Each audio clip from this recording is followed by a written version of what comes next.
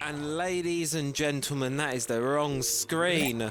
Let's try that again. Ladies and gentlemen, we are live. Welcome to Showdown Series for our final competition of our debut season here in Showdown Series, where we will be seeing which one of our players can take the lead. This isn't worth the invitational points. If you've been on the YouTube channel, you will have seen there are Showdown Series invitational points up for grabs next year. This tournament is not a part of that circuit, which of course does mean that we won't be tracking points here, there won't be any extra points, all of that lovely stuff. So, just as a heads up, hold on, just playing with the mic sound because I do have a new headset if it was not heard. So, band-wise, we're going to be seeing Deimos, Blitz taken off the board, fairly standard here. Something else you may be noticing on the theme here, you may be able to hear the music in-game in the background, is we've got Skyscraper, which is a bit of a rarity for us because it's been in, I think, 3 of the 4 Showdown Series map pools now, and it's not been played once. We're finally getting Skyscraper played. Thank God for that. Absolutely adore this map personally, so looking forward to seeing it played. Fenrir band on defense, again, very common one in the Showdown Series. There's a lot of utility to deal with, and when you've only got 2 people on the board, not a lot of time to actually be dealing with that, so you can see why it gets getting rid of. And Solace on the defense, again, common one. Showdown Series is very heavy on the intel. When you've only got a few people on the board, it's very, very heavy on the intel, so... And as Sam said, he's probably forgot to mention the nerf exists, but hey-ho. So, first game, we've got Daddies, which, you know, team we've seen plenty of times before, Connor and Corey together, are going up against Eric and Sam on the Sweat Squad. Now, if you ask me, this is going to be probably quite a nice quick warm-up for the Sweat Squad here. Get a bit of aim warming up, bit of aim labs in before the real games start later tonight. Sam and Eric, of course, two of the better performing players in the series. Connor and Corey, they definitely can put up a fight. Showed it in Showdown Series 3, won a game of their own. But of course, we're not going to know what's going to happen until we get into it. So, game is underway, as I'm realising there is stick drift on this controller. Woohoo! We will fix that momentarily. For now, let's just enjoy and watch what's going on here. So, defense-wise setup, we're going to be seeing a Zami and a Mute. Fairly standard. Mute intel denial, Zami, lots of power with those keeper barricades, able to create bulletproof sites, create additional spaces for you. Now, the only thing I don't like about the setup here immediately, right off the bat from the Daddies, is going to be this reinforce onto the black stairs. Normally you leave this rotate open so you can test the staircase a bit better. You're a bit shut off, and this is, I think, the experience factor that comes into Daddies. They're not as familiar with this game as, let's say, Sam typically is. And Sam, he's got the hard breach. It's not going to be too much of a problem for him. Eric, he's bringing out the Jackal. Great pick. It will be countered by the Mew, and, you know, we always see a lot of sight and anchor play in the Showdown Series, and as the final reinforcements go up here, seems like we're going to be seeing a lot of that play similar. Connor seems like to be holding a position in Geisha. Corey is going to be in Karaoke. Now, flip things over to the attack. They're on the other side of the map. They're going for a bit... for a different side of the approach, going for a bit of an eastern take here. Droning out, making sure it's all clear before they make their initial breach on the map. Always a good start to do it that way. Don't want any issues. Sam, he's gone straight in. He's swinging in, he's getting ready to clear things out. Eric, not far behind, just watching for the roam and making sure nothing gets stuck up on the flank. Flicking through cams on the defense now, just keeping an eye out. Strong positions being held here. Now, Corey, he's playing this top black stairs position, but like I said, without that rotate, he is quite cut off there, and he's got to be careful when he's playing that position to not get cut off now. You may have just noticed he's keyboard off that barricade to the balcony, meaning that he can't be snuck up on as easy from the side. He's only got so many angles to watch. And Corey, he's getting a bit aggressive here. He knows the side they're coming from and is going to be starting to watch that dragon angle. Connor, he's got a nice little murder hole. He's not going to catch anyone just yet with it. And Sam loses a drone to a Mute jammer.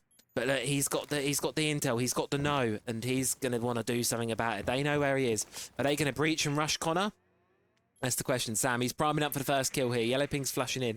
It's really up to see now how Connor's going to respond to the aggression. Bit of aggression from Eric. He shoots through the hardball, not able to quite. Connor's moving about. He knows his position's been made, but he's just working out where the attack's coming from. He sees it now. He knows the direction, but he knows his position's a bit compromised. Will he fall back or will he try and stick the gunfight? That's the question. He's caught in a bit of a crosshair, and he's got to fight off both players at once here, and this is a really daunting thing to do when you've got 2 of the best gunners in the circuit on the other side of that wall. He has to be careful.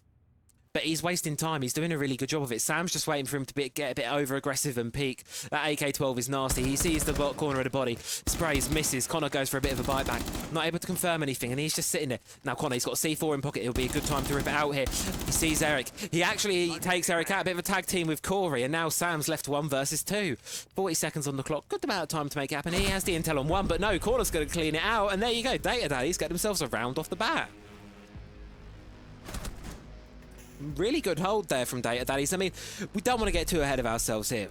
Love the Data Daddies and all. But one thing we do want to keep in consider is Skyscraper is historically, I was just pulling up this statistic before the game. Of course, one thing I would like to really pause and say is Pro League is a very, very, very, very different level to sort of what we play.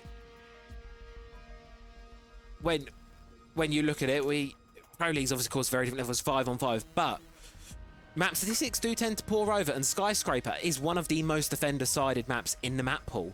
It has a 63% defender win rate. Sorry, it's defender-sided. So, realistically speaking, Data Daddy should be coming out this half 2-1 in the lead here. And that, of course, being their primary bomb site is even more evidence. Especially seeing the exact same operator lineup, but the rotates are being made this time. And it seems like we're going to see a repeat of the previous round. Lineups, of course, the only difference is that bomb site and seeing really whether it's kept that way. Now, we're seeing a bit of a swap over from the attack side here. We're seeing Sentry on the board, Striker, sorry, on the board for the first time, and Thermite as well. Now, Striker, if you haven't played Operation New Blood yet, oh, cheeky pre-primed C4 from Connor there. See if that'll be able to cause any chaos.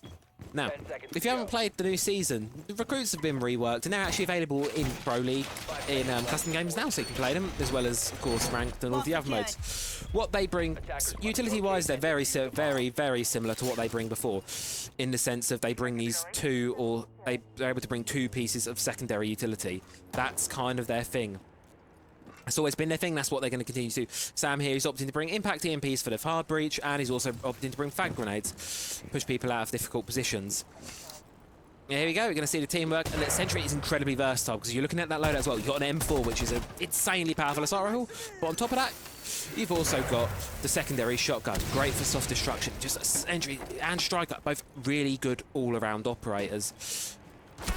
Oh, we're taking a bit of damage there, and Eric's dropped on really early. Sam's left in a 1 versus 2 with 40 seconds into the round. He knows the idea of 1, but he's stuck outside in the balcony. And this site can be very difficult to get into like this, especially when they know you're coming from. Defenders know where you're coming from. There's a lot of angles to be watched, and Corey, he's primed and ready on it, but Sam does drop him, and now it's 1 versus 1. Connor versus Sam. Connor gets tagged a bit through the wall, sprays a bit back. And Sam, he's going to take a second to pause, but get on the drone, but no, jammed out, and Sam just sees Connor's arm slipping through, and it's 1-1, scoreboard equalised. A very, very speedy round, that one. Compare it to what we saw in the first round, where it was a bit slower, a bit more tactical. That second round, it was all guns out, and Sweat Squad walk away the victor, and I think that's the play style they're going to want to lean into here. It's very aggressive, very sort of... It's very aggressive, fast-paced play style. That's what they're going to excel best at. But where you go with speed, you're going to have to forfeit some of that roam clear. And Corey seems to know that's coming, and he's swapped onto the Kavira. Could play some lurk, could play some flanks, whatever he decides to do. You know there's a good chance. If he can pull it off, it will be round-changing for the Data Daddies. Get them and let them the chance to pull ahead in this half. Now, for the final side, we're going to be moving down to Barbecue and Kitchen.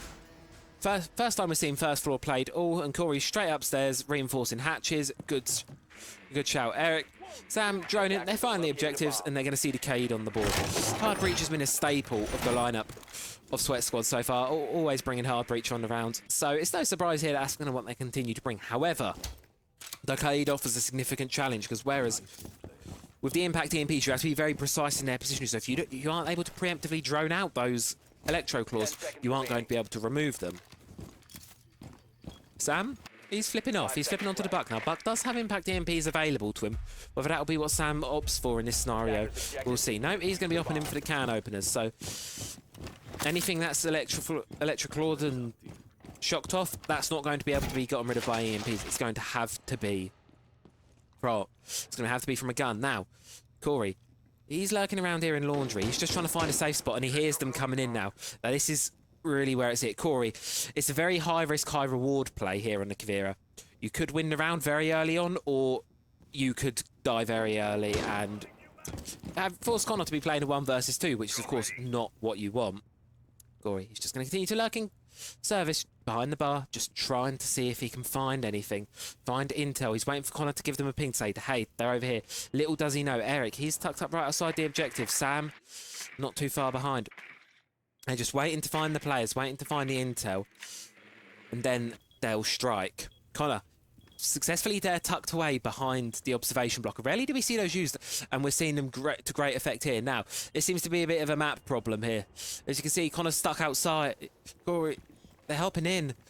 And now the question is, they are in a bit of a pinch though. And this is it. Corey's got a great flank here. He's down in 1. Eric, now he's left 1 versus 2. He's got to play it. He is able to get one onto Corey.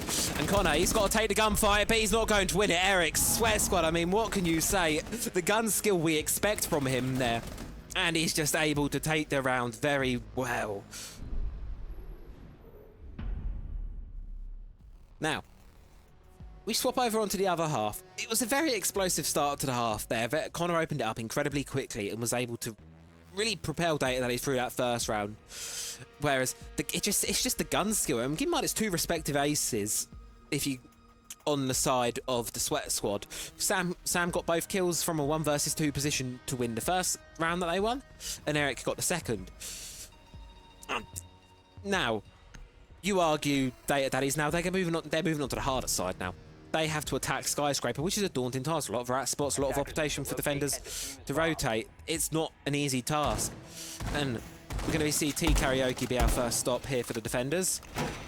Seeing Malusi and Nella on the board. Malusi, Operator has grown quite in popularity lately, mainly because of the additional Banshee, which, in my opinion, puts her in a really good spot, especially with Fenrir's popularity in the Showdown Series. Not only do you have 4 Banshees versus the 3 FNATs that Fenrir has, with that utility you have a lot more coverage, and it's not always the blindness that was the usefulness of the Fenrir.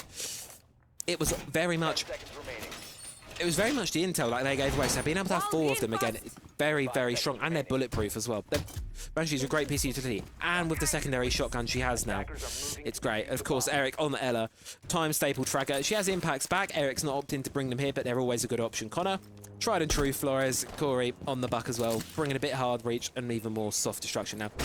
Connor, he's able to slow it down. He will be able to get rid of those Banshees.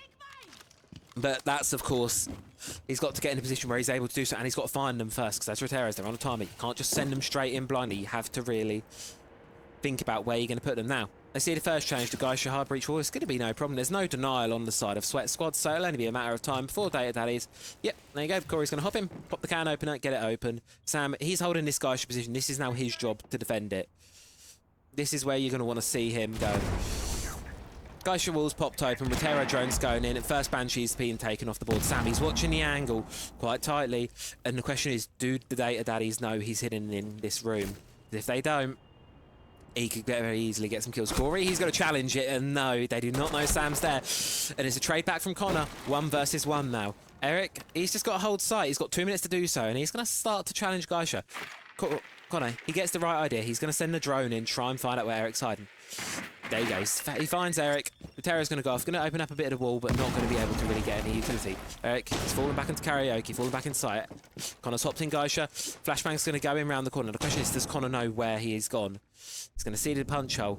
Grismot mine goes off, and Connor's just going to go and try and run through the hole here. But I don't think he's going to be able to successfully do it. Now, this is where you need to pause. This is exactly what Connor's going to do. He's going to open it up, make a bit of a bait sound, and he's going to go for the bait. Incredibly smart there. Drop off the sound of the Rotero. Use it to mask the drop a bit. He hears it, and I don't think Eric knows about this. Eric knows about the sneak, and Connor, he's using the sound to his advantage here, being very, very sneaky. And I don't know if they know. Sam, you can't see what he's watching, so he may be watching the camera because there is a default camera around it. And that's just a case of whether Connor can catch Eric off guard. He may well be able to do that. He hears him. He's going to see the gun barrel. He sees the twitching surely at the bottom. Surely he sees it with his scope. Yes, he does. And there you go. Pop a little love tap, and Daddy's going to secure a round and bring us to 2-2. Beautiful, beautiful stuff there. A wonderful flank from Connor. And that's the sort of thing I love from him. He has that ability to really make those kind of big brain sort of plays. That it's these big brain plays with a lot of finesse there, using the Rotero to mask the sound and keep Eric focused on Geisha, when in reality he was sneaking up backstairs. Incredibly smart from Connor. And just, yeah, what more can you say than that, really? Such a good play. Now, moving on 2-2. Daddies have got an attack on the board, which is arguably the hardest part on Skyscraper. But if they're going to want to get it to overtime, at least they're going to have to win one more. And this round 5 now, I guess it is in the Showdown Series. In Pro League, this is round 11. In here, it's going to be round 5. This is where, if you look at the timeline of the events here, you're going to be able to see that our teams are 1 round away from match point. Whoever wins this gets an opportunity to close this out in regulation. Now, keep in mind, with Showdown Series, we're not scoring on points, we score on round differential. Meaning, when you win a game, you want to do it in as few rounds as possible. You want to drop as few rounds as possible, because if you win a game really close out 5-4, you're only going to get +1 round differential point from that. Whereas if you win a game 4-0, you're going to get +4. You're going to get a really, really strong boost to your score for the night. And it keeps track throughout the whole night. So, Daddies, of course, on both sides here, are really going to want to be trying to win this out in regulation. Of course, this round is the decider for who gets the opportunity to win it out in regulation. Oh, that is the wrong button. Let's see. So, we're seeing the standard but top floor defense, office and exhibition, as we like to see. I'm going to be seeing a bit of an eastern approach here from Daddies. Balcony. Now on the balcony. Swapped off the back, going on to the Cappy Tower this time round. Really good execute operator. And Rotero's just going to be used to force players out Sam out of position. He's not going to really be able to do much in regards to utility. And Connor, he's just woken up this half. He had something in the half. He's absolutely had something. He just dumped Sam out of the lobby. And Eric, he's now left in a 1 versus 2. Positions known. And he's forced to push back. He's playing on the smoke. He's got time to burn here. And time he will burn. First Toxic Babe's going to go in out. And oh, have I not said it to Mono? Thank you very much for letting me know. That is a very, very good point. Let's see. We're going to do audio input is going to be Mono.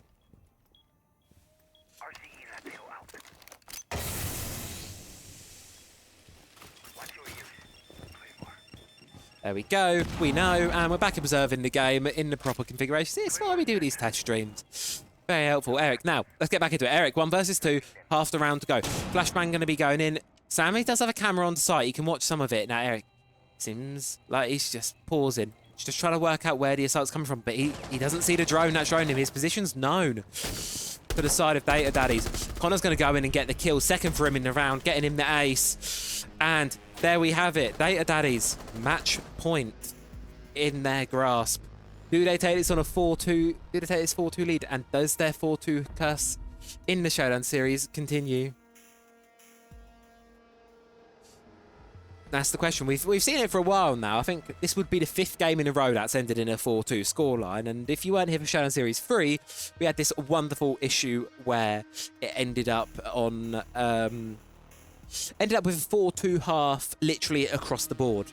Everyone won 4-2 and lost 4-2. So we had a 3-way time. It was really difficult to settle it, and we never ended up actually being able to do that. So, but these operator picks. We have a Clash and we have a Legion. Bit different. But different may well be what the Daddies need. What Daddies going to struggle against. Sorry, Sweat Squad. Impacts and Legion. He's a strong operator. But one thing that has been apparent, the tempo of the last couple of rounds has been incredibly quick. They've been getting over very, very quickly in Legion. He's one of these operators where the longer he's on the board, the more utility he has. You can see there on his operator card, his goo mines fill up over time. They're not all available to him from the get-go, like most pieces of utility in this game. So what you end up with is if he dies very early on in round, it's a rush type round, you end up with him not getting a lot of value out of him. Whereas the longer he's on the board, he can generate up to 9 of those mines, I believe. And every one of them is intel as well as damage, and you have to take it out of your foot because it can be very dangerous. Now, Clash as well. We love seeing Clash. Great operator pick. Seems to make everyone panic. It's always quite fun to watch how everyone, especially if we're played in these sort of, I suppose you could say, lower ranks, how they go up against the Clash. And we've seen a bit of a split approach. It's here. Corey's going to be going in for a Dragon. Connor, he's going to be giving the old Geisha wall a go. And I think he's going to get that open with a Rotero drone. Yep, Rotero drone's going in, and in it goes. There's not, in terms of setup, there's not much in Rotero. I think Sam's just hiding in karaoke, waiting to spring into action and slow the attackers down. Eric, he's tucked away behind, ready to mop up the kills. And I fear this split approach is a bit misled from Daddies here. Could have overtime on the boards. I'm seeing it now. If the Sweat Squad are able to successfully isolate these 1v1s, they could very much get away with this round. Now, that's a risky one. Activating the Rotero while the Clash is right there. Luckily, Sam's going to be forced out of position, and Connor, he can choose what to do. There you go. Positions no. Now it's up for Corey. Corey's got to push him while they're distracted and try and get some kills. But I don't think they know where Eric is, which is the next problem. Corey, he's gonna go for it, but Connor needs to be able to hold it off, and that hold it off he does. Eric drops to the floor in a down but not out state. It's now up to Connor. But we're playing on Pro League rules set here. They're not gonna know. Well, they know now. And Sam, he's backed off, stuck in a 1 versus 2 for the sake of the game. He's got to pull his sidearm out at some point. He's got to try the turtle. But because, I mean, Connor's low enough. He's got a goon mine in his foot. He could well fall to the Clash here, and that very much puts, he's going to, oh no, he's on 1 HP! But he's going to get away with it. Sam, he actually gets it, and that's 1 versus 1 between Sam and Corey, the common ranked duo. Sam, he's only on a sliver of HP. Corey has full advantage in terms of gun, health, but time is pressing. Doesn't have a clear entryway into that site. He's very limited in how he can get onto that site. Sam knows he's on the flank. He knows he's not in Geisha. They have an idea of each other's position. Corey, gonna pop the Claymore, and I reckon he's gonna go for a drone in a second. Sort of see if he can find out where Sam's hiding. Nope, he's gonna be going for it. Sam just tucked in the corner. Wait, he's on a sliver of HP here. Any small slip up. Corey, surely you heard that. Across over in karaoke, but no, he's gonna be going into the other side. And assumably going for a plant. Hello, he sees you. All you have to do is hit him once. Sammy's going to pull out the pistol. And Corey, he may just run straight into the line of fire. He wants this Claymore. That was a risky manoeuvre there. And Sam just going to whittle time. And now this is the problem. Corey's got 20 seconds. He's really got to push. And Sammy's too smart. He's not going to run onto that Claymore. Corey, you're going to have to do something here. You've got 15 seconds. And that Clash is going to waste so much of that time. Let's see what happens here. He's going to be spraying into it, but I think we're overtime's on the cards here, folks. Yes, it is without certainty. There you go. Right as the last second of the clock goes. And there we have it. We are on our way to overtime.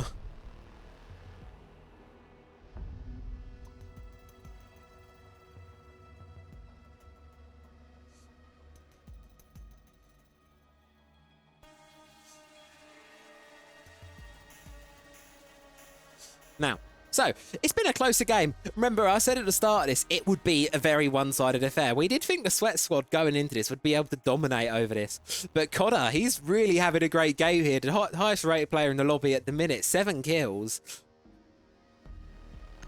We've not seen much objective play, though. That is the other thing.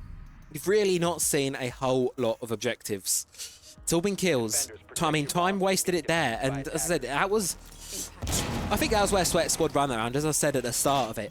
They've really wanted to slow it down. Daddies have been playing quick, and they're continuing with it. I mean, if it ain't broke, don't fix it. Same site, same operator lineup. The question is, are Daddies going to wisen up to it? They've opted to go away from the Maverick and instead opting to bring the Gridlock out. Track Stings can prove useful against the Clash, especially if you can get her into a corner. She's got a choice to either pull out a pistol and get rid of the Track Stingers, or she's got to stand there and take the damage. Not great position to be in from a Clash player.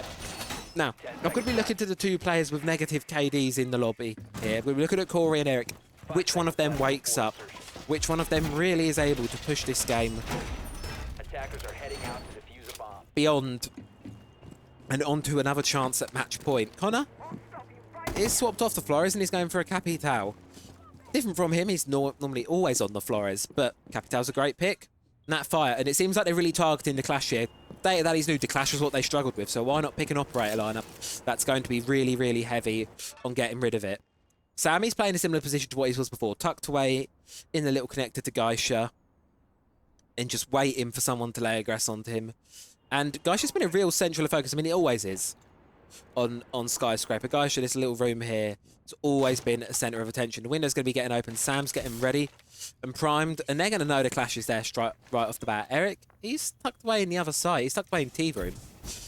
He needs tea. And there you go. The clash is losing health to that fire already. But both, very early, both fires are gone. And it's moved Sam back temporarily. And provided with a bit of speed, Daddy should be able to get Geisha control quite easily. But it's not been able... And it's done like a decent chunk of damage there, 50 health off the board, but 77 still left to go. And really, the clash is the win factor for this round for both sides here. Daddy's neither off the board, Sweat Squad neither alive, and you've only got Smoke left. That's great. You're pushing him back, and now gotta get him preemptive, ready for the pushback. Now, what I don't like about this strategy here is a lot of the utilities going very, very early on. Eric, now, the attacking utilities being burnt out very early on, and it's there's none left now.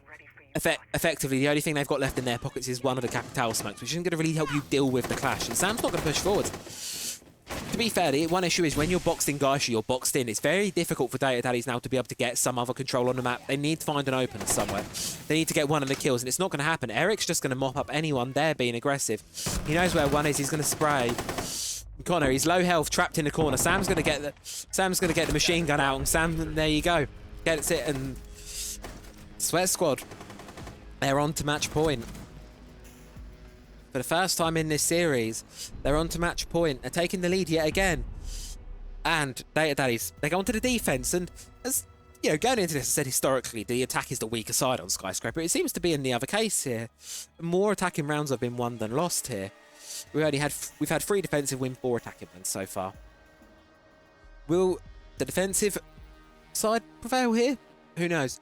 We've seen a bit of a change up here. Karaoke in a tea room.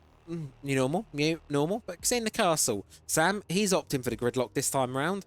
Eric, a bit undecided on what he's going to play. See in just a second. Ying. This could be... The Sweat Squad do one thing well, and that's these very fast executes. And we didn't really see them too much in their initial attack in half, and I'm really hoping it's something we're going to see more of. Now, this is where you want to pull out these fast rushes. This is where you want to make these things happen. The castle barricades, they're going to slow you down. The mute jammers, they'll deny your intel. But when your opponent can't see a thing, who needs intel? You can walk in there with a couple seconds spare to hunt and find your target. Bomb located by attacker. So, prep phase comes to an end. Corey's just going to be hunting down the last of the drones, and well, we've seen a very, very aggressive Skyscraper so far. Not at all what I expected. I expected a lot more rat play in the Showdown Series, as I said. 3 of them. I've not actually seen it played yet, and this is the first time we're seeing Skyscraper. So how is it going? And so far, the trend's been a very, very aggressive game. Something that's very, very quick. And the shield game continues from the Sweat Squad. Montaigne's coming out. Montaigne and the Ying. That Blitz is banned off the board by the Sweat Squad themselves. But I've got a feeling Sam might be leaving him open. I think he's feeling the shields at the minute. They've been working for him so far. It's really been an Achilles heel for the day at Daddies, trying to get rid of him. All the utilities now gone and set up. Ready to go. And we're now getting ready. Eric does have 2 of the hard breach charges, so he can get rid of the barricade. Oh, and it's a C4 from Connor! Eric taken off the board, Sam on low health, and, well, we might be going all the way. That caught, oh, God, that came out of nowhere. That one was quick. Connor, absolutely unbelievable, but they're getting quick now, and I don't know if that's a great idea, because look, Connor's going to drop, and Sam's going to get the kill, and it's a 1v1, and Corey, he's not been having the best of games so far, and now you've... And what looked like a very, very winnable round for the day at Daddies is now concerning.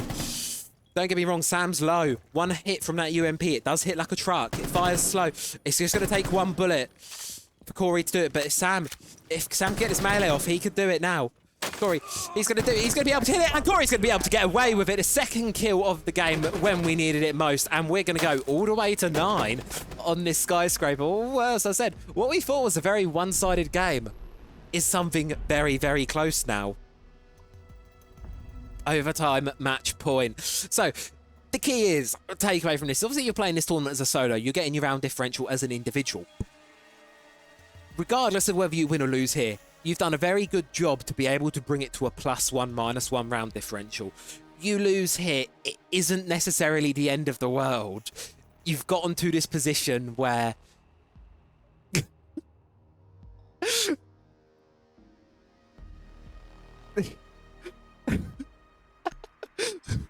C4 scared. I didn't see it. Honestly, did not see that C4 coming. And, you know, as we're going to go into this final round, as I said, we've got this very much close game, and you're playing as an individual, so that +1, -1, it will bite you in the ass later in the night. No doubt some performances will be made or done by this. However, for the time being, it's a very good position to be in. Even if you do end up losing, you're not in too awful of a position. It's recoverable is the main thing. So whoever does walk away this, they won't let it feed. But it's been a lot of effort from these teams here. You know, this is the closest. I'm trying to remember back. We've had close games before, but I don't. But I think last time we had a game this close was in Showdown Series 1. And really, it's tooth and nail here. The shields have been a problem point for Daddies, and they're not opting to bring anything to destroy it, to be able to counter it effectively. Instead, they're opting to stick to the tried and true hard breach Thatcher combo, which you're not really even going to need the Thatcher. You can disable the Clash Zap, sure. And maybe that is the intention behind it, and only time will tell. And as we head into the final round here, it really is anyone's game. I genuinely do not have a favourite side going into this. Both teams have played really well so far, and either one of them could walk away the victor here.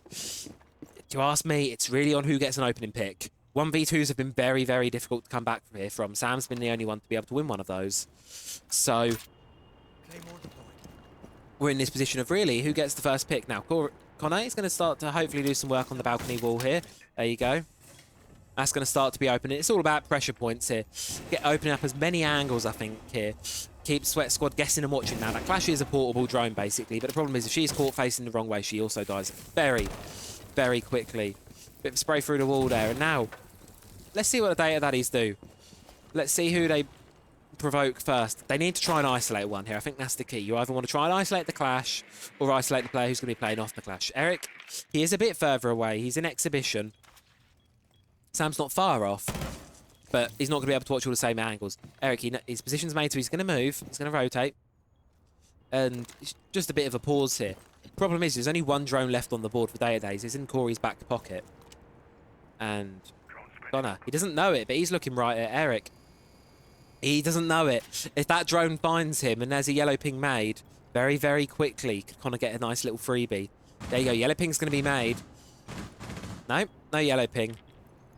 Instead, Eric's going to play nice and safe behind that wall. But Sam's watching it with the shield. But it's a bit of a slow one. And there you go. Corey gets an opening pick onto Eric. And now it's the Clash. 1 versus 2. You're going to have to do something here. Because if you've got 2 players pushing you, especially without that zap, and you've got players running at you left, right, and centre now, you've got to find a brief 5 seconds and pull out. You've got to hope on a team call. You've got to hope on something, because if you're Sam here, hope is quickly fading for this game. The EMPs continue to roll out, and Sammy just needs to back off by 5 seconds to be able to get. Here's the diffuser going down. Now, this is the prime opportunity to whip out and pull that SMG out, but instead, he's just going to continue taking punches. How long can he do this for? That is the question. He's just getting bullied here. Connor's just going for it. Connor wants him dead. Daddies, they're looking strong here. Sam's going to have to really pull something out of his bag here. Zap's continuing to go. Health. Actually, if Connor going, and now he pulls out the SMG. Sam now has a gun. Now, this is the point, but he's got to be quick on this. He's got 25 seconds left. The Claymore's down. Does he know where the players are? Does he know that one's tucked behind the desk? Does he know that the other one's watching the long angle in display? These are the questions we're asking. And with 10 seconds on the clock, it's looking less and less likely by the second. Sam, he's got to do something here. There's no point not. He sees the Claymore. He gets it down. And Connor, he's lit back. That's a bit of a fight between those two. Sam is going to get the kill. And it's a trade, but Daddies had the defuse down. They win that one, and they secure the round. That was a game that went down to the wire, went to a trade, and only by the fact that the defuse was down did Daddies prevail there. 5-4, impeccable performance from them, and one will go down in the history books. We'll be back very, very shortly for our second game of the night, so don't go anywhere.